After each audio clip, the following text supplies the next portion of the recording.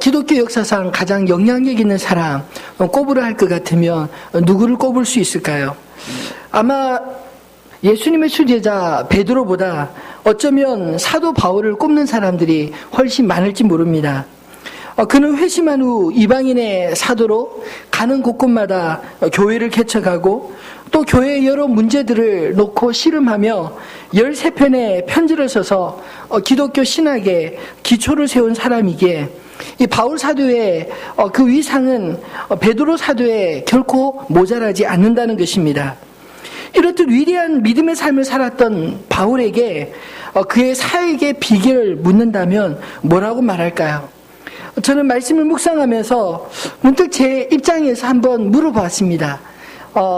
베드로 사도에게 바울 사도에게 찾아가서 바울 사도님의 그 사역의 비결 무엇입니까? 라고 묻는다면 뭐라고 대답할까? 오늘 저는 묵상하면서 아주 단순하게 분명히 저에게 이렇게 말할 것 같았습니다. 기도를 시작하세요. 끝까지 기도하세요. 하나님의 뜻을 알 때까지, 하나님의 능력을 힘을 빌 때까지.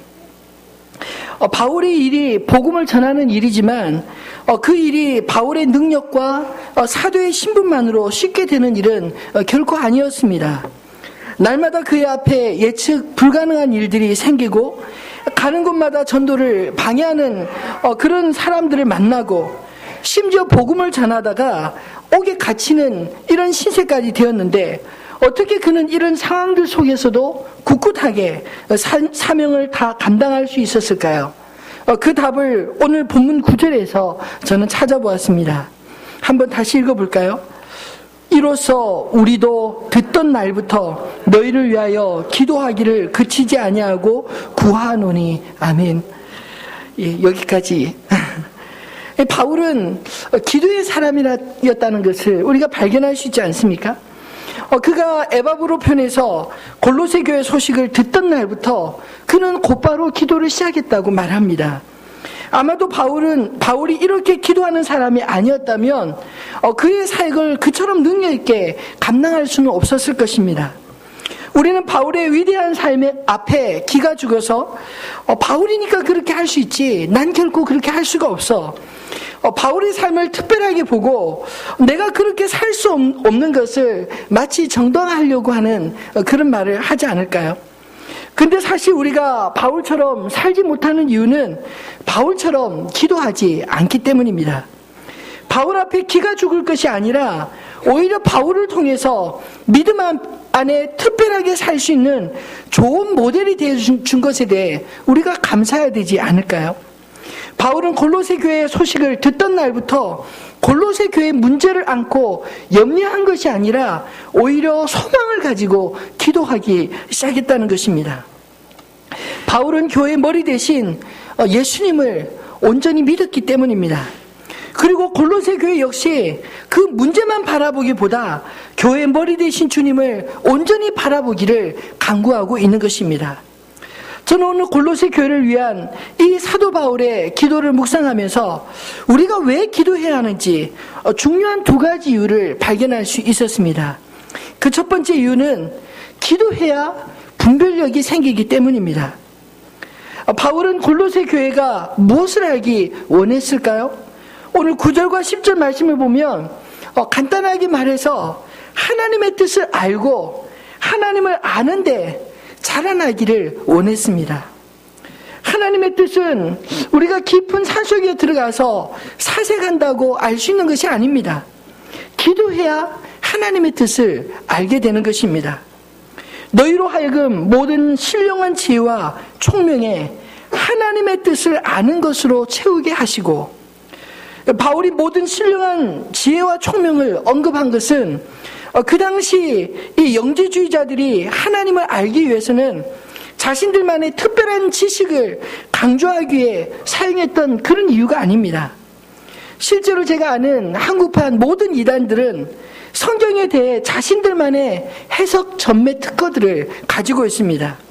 예를 들어 신천지 같은 이단은 다니엘서 또 요한계시록 같은 그런 예언서들은 아무나 풀 수 있는 것이 아니고 오직 성령으로 오시니 그만이 풀 수 있는데 그가 곧 이만희시고 그가 가르쳐 줘야만 우리가 알 수 있다. 이렇게 이야기를 합니다. 또 하나님의 교회는 오늘날 기성교회들이 다 썩어서 유월절을 지키지 않는데 자신들만이 구약의 약속인 그 유월절을 지금도 지키고 있다. 그렇게 주장하고 있습니다. 마치 자신들만이 특별한 말씀을 받았다는 주장은 성경의 보편성을 무시하는 대단히 위험한 발상입니다. 당시 골로새 교회에 은밀하게 찾아온 거짓 선생들도 골로새 교회를 개척한 이 에바브로는 경험하지 못한 자신들만의 특별한 체험, 특별한 말씀을 가지고 있다고 속였는데, 문제는 새롭게 태어난 지 얼마 되지 않는 이 신생 골로새 교회가 그런 속임을 분별할 수 있는 능력이 없었다는 것입니다. 그래서 사도 바울은 골로새 교회가 모든 신령한 지혜와 총명에 무엇보다 하나님의 뜻을 아는 것으로 가득 채워지기를 기도하고 있었던 것입니다. 오늘을 살아가는 현대 그리스도인들에게 있어서 모든 신령한 지혜와 총명이 필요한 이유가 있습니다. 복잡한 이 세상을 살아가면서 일상 속에서 하나님의 뜻을 아는 지혜가 필요하기 때문입니다. 다윗은 그의 아들 솔로몬을 위해서 지혜를 간구했습니다. 그리고 솔로몬 왕도 왕에 오르자마자 그에게 찾아온 갈등은 분별력. 도대체 수많은 사람들이 나에게 재판을 하려고 찾아와서 뜻을 물을 때마다 내가 어떻게 그 모든 뜻에 답을 줘야 하는가, 그 문제가 갈등이었던 것입니다. 역대하 1장 10절 말씀에 보면 솔로몬의 기도를 우리가 살펴볼 수 있는데 분별력을 달라는 기도입니다. 한번 같이 읽어볼까요? 주는 이제 내게 지혜와 지식을 주사 이 백성 앞에서 출입하게 하옵소서. 이렇게 많은 주의 백성을 누가 능히 재판하리까 하니. 하나님은 자신을 위해 부도 장수도 구하지 않고 백성을 위한 분별력을 구하는 이 솔로몬의 기도를 기쁘게 여기시고 그를 축복하신 사건을 우리가 알고 있지 않습니까? 여러분, 기도하십시오. 기도하면 지혜로워질 줄로 믿습니다. 기도하면 우리가 무엇을 판단하고 결정해야 되는 그 모든 판단과 결정력에 하나님께서 뜻을 알려주시고 깨닫게 해주시고 후회하지 않을 그런 결정을 할 수 있게 해주실 줄로 믿습니다.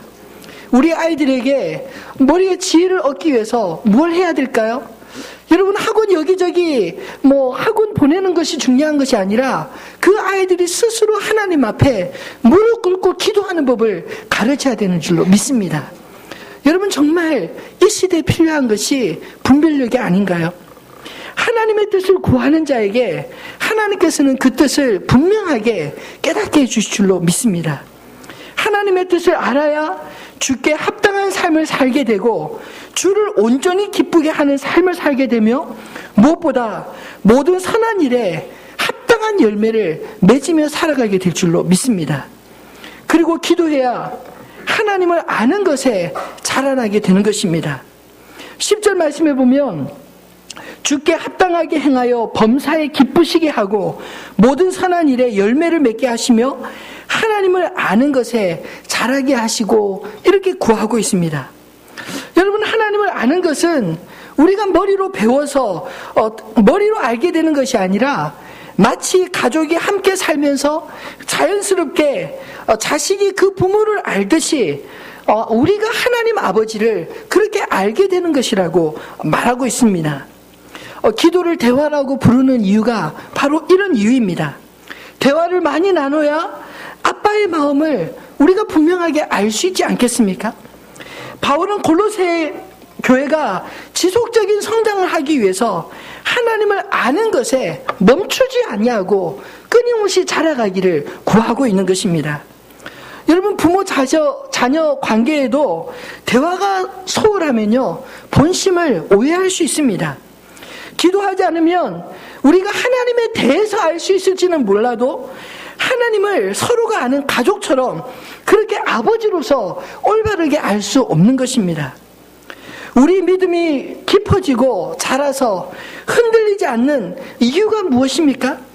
하나님에 대해서 아는 지식 때문이 아니라 하나님을 우리가 알기 때문에 어떤 어려움과 시련 가운데서 흔들리지 아니하는 견고한 믿음을 갖게 되는 것이 아닐까요? 여러분, 초대교회 성도들이 그 핍박 가운데 믿음을 지킬 수 있었던 것은 그들이 하나님에 대해서 한 것이 아니라 하나님을 알았기 때문입니다. 이번 특세 기간을 통해 우리의 기도가 의무적인 면담으로서 주님 앞에 기도하는 것이 아니라 하나님 아버지와의 친밀한 교제의 회복이 온전하게 이루어지게 되기를 주님의 이름으로 축원합니다. 두 번째로 기도해야 될 이유는 기도를 해야 능력을 얻을 수 있기 때문입니다. 11절 상반절 말씀해 보면 그의 영광의 힘을 따라 모든 능력으로 능하게 하시며, 사실 좀 말이 어렵게 느껴지지만 쉽게 표현하면 이런 말입니다. 하나님의 전능하신 능력을 힘있게 해달라, 이런 간구가 아닐까요? 기도할 때 우리의 영은 전능하신 하나님의 보좌 앞으로 나아가게 되는 것입니다. 바울의 사역의 비결이 바로 여기에 있었습니다.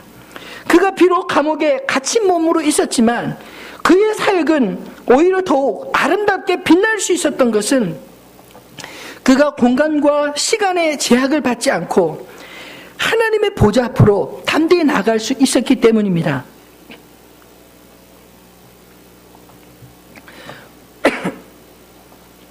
바울은 이 비밀을 알았기 때문에 오늘 본문에서 골로새 교회의 소식을 듣자마자 신생교회를 위하여 걱정하기보다 오히려 담대하게 기도할 수 있었던 것입니다. 여러분, 사도 바울이 기도하기 시작하고 이 편지를 쓴 것이 골로새 교회를 위해 가장 중요한 그런 격려가 되고, 그리고 하나님께서 친히 골로새 교회를 위해 행하실 일들을 준비하는 것이 아니었겠습니까? 기도할 때 우리는 현실의 문제를 돌파할 그런 능력을 얻게 되는 것입니다. 11절 하반절 말씀에도 보면 기쁨으로 모든 견딤과 오래 참음에 이르게 하시고 라고 말하고 있습니다. 어제 기도를 마치고 한 집사님과 담화를 나누게 되었는데 참 우리의 삶의 현실이 고단하고 만만치 않다, 이런 생각을 갖게 되었습니다. 어떨 때는 이 시름이 정말 어느 때 끝내나 답답함으로 느껴질 때가 있지 않습니까? 도저히 내 힘으로 내 삶의 문제 하나조차 해결할 수 없을 것 같은 그런 답답함을 느낄 때 여러분, 어떻게 그것을 극복할 수 있겠습니까? 여러분, 기도하지 않으면요, 모든 것이 내가 감당해야 돼, 나 혼자 감당해야 돼, 그런 벅찬 일이지만, 그러나 기도하기 시작할 때 그 문제가 나의 문제이기 전에 하나님의 문제라는 사실을 깨닫게 되어질 줄로 믿습니다. 한번 구호처럼 여러분 마음속에 새겨야 되지 않을까요? 한번 따라해 보실까요? 기도하지 않으면 내 일이고, 기도하면 하나님 일이 된다. 예, 기도하지 않으면요, 그 모든 짐 다 내가 져야 될 일입니다. 그러나 우리가 기도해야 된다는 것, 무엇을 의미할까요? 기도하기 시작할 때 그것을 하나님의 보좌 앞으로 가져가서 하나하나 아뢰기 시작할 때 그것이 하나님의 일이 되고 하나님의 간섭하시는 일이 되고 하나님께서 돌보시는 일이 된다는 사실을 기억하시기를 바랍니다. 기도하지 않으면요, 우리 머리가 팽팽 돌아갑니다. 이것저것 계산해야 될 것이 많아지지 않습니까? 머리를 많이 쓰게 되니까 머리가 아프게 되는 것이죠. 여러분, 우리 인생 살아오면서 뭘 느끼시나요? 내 인생 내 계획대로 되는 것 하나도 없습니다. 잠언 19장 21절 말씀해 보면 사람의 마음에는 많은 계획이 있어도 오직 여호와의 뜻만이 완전히 서리라 말씀하지 않습니까? 내 인생 내 뜻대로 되는 것이 아니라 오직 하나님의 뜻이 내 인생 가운데 이루어질 줄을 믿으시기를 바랍니다. 그래서 기도해야 하는 것입니다. 내 삶이 하나님께 드려져서 하나님이 내 인생의 주인이 되시도록 기도할 때 하나님께서 나의 삶을 통해 영광 받으실 뿐만 아니라 내 인생의 주인이 되어질 줄로 믿습니다. 사도 바울은 빌립보서 4장 13절에 내게 능력 주시는 자 안에서 내가 모든 것을 할 수 있느니라 고백하고 있습니다. 여기서 바울이 말하는 것은 자기가 하고 싶은 모든 일을 하나님이 능력을 주셔서 이 모든 것을 할 수 있게 되었습니다. 그렇게 자랑하는 것이 아닙니다. 바로 앞에 12절 말씀 한번 같이 읽어볼까요? 나는 비천에 처할 줄도 알고 풍부에 처할 줄도 알아. 모든 일 곧 배부름과 배고픔과 풍부와 궁핍에도 처할 줄을 아는 일체의 비결을 배웠노라. 아멘. 사도 바울의 안에 사실 자신에게 주어진 삶, 그것이 때로는 비천한 삶이 되기도 하고 때로는 풍부에 처할 때도 있고요. 배고플 때도 있고 배부를 때도 있고, 이 모든 삶의 여건들을 만날 때 그는 낙심치 아니하고 그 어떤 일을 만나든지 내게 능력 주시는 자 하나님이 함께 하시기에 내가 능히 감당할 수 있었노라, 그렇게 고백하는 것이 아니겠습니까? 사랑하는 성도 여러분, 우리 처한 상황, 형편이 어떠하든지 여러분 낙심치 아니하고 감당할 수 있게 되는 힘을 전능하신 하나님께로부터 받아 이기시기를 주님의 이름으로 축원합니다. 우리가 믿음이 있다라는 것이 어디에서 드러날 수 있을까요? 믿음 있는 사람들은 삶의 현장을 어떻게 해석하는가, 어떻게 그것을 이겨내는가 하는 데서 나타나지 않겠습니까? 여러분, 삶이 호락호락하지 않습니다. 결코 만만하지 않습니다. 그렇기 때문에 우리는 기도해야 하는 것입니다.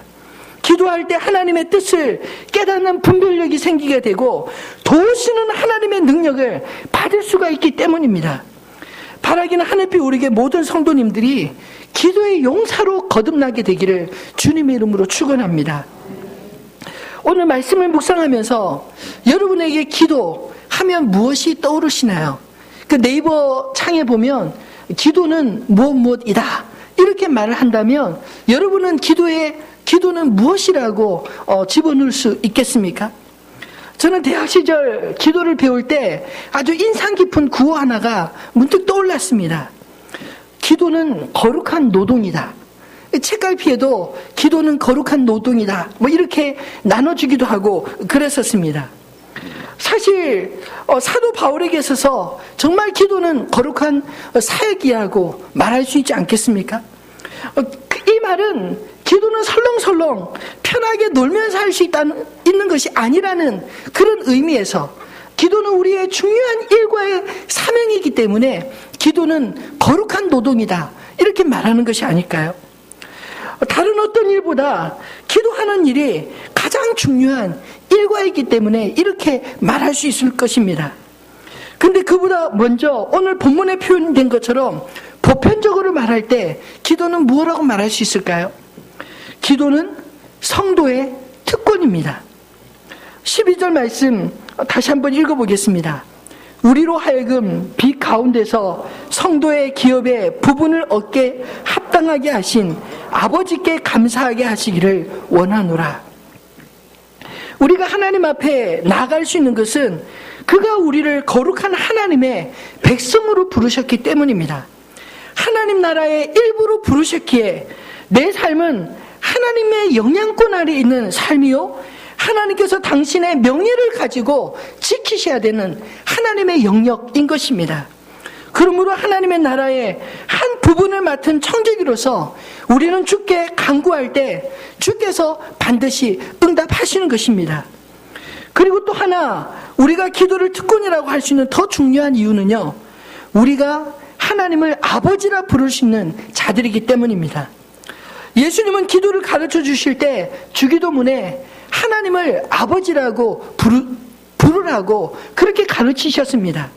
이 아버지의 호칭은 막연한 호칭이 아니라 자식을 위해 모든 것을 다 주시는 아버지기에 마땅히 기도하라, 그렇게 가르치신 것이 아닐까요? 마태복음 7장 11절 말씀에 보면 너희가 악한 자로도 자식에게 좋은 것으로 줄 줄 알거든 하물며 하늘에 계신 너희 아버지께서 구하는 자에게 좋은 것으로 주시지 않겠느냐, 그렇게 말씀하셨습니다. 하나님이 우리의 아버지신데 자식의 아버지에게 구하는 것이 어떻게 이상한 일이 되며 어색한 일이 될 수 있겠습니까? 때를 따라 돕는 은혜를 얻기 위하여 은혜의 보좌 앞으로 아버지 앞에 담대히 나아가 구하시기를 바랍니다. 아버지 하나님은 우리의 기도를 결코 외면치 아니하시고 우리에게 필요한 시기에 분별력을 주시고 하나님의 뜻을 알게 하시며, 그리고 우리 앞에 무슨 문제든지 능히 이겨낼 그런 능력을 주사 이기게 하시는 주님이신 줄로 믿습니다.